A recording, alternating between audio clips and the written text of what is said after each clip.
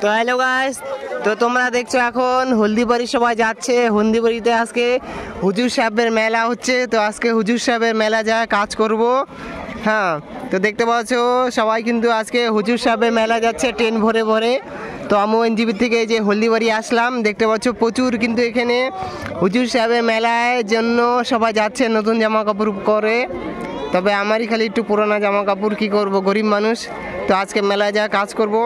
দেখতে পাচ্ছ এখানে প্রচুর লোক এসেছে।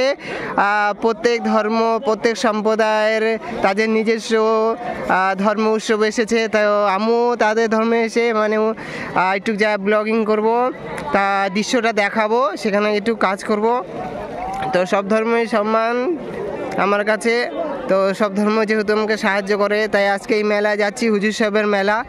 তো অনেকে হয়তো বলতে পারে যে হিন্দু হয়ে কেন যাচ্ছ? তো হিন্দু হয়ে কেন যেতে পারবো না যদি সাহায্য নিয়ে আমাদের পরিবারটা চলে। দেখতে পাচ্ছ খুব সুন্দর একটা দৃশ্য, প্রচুর লোক কিন্তু এখানে এসেছে হুজুর সাহেবের মেলা। তো এখনও কিন্তু যাত্রী যাচ্ছে।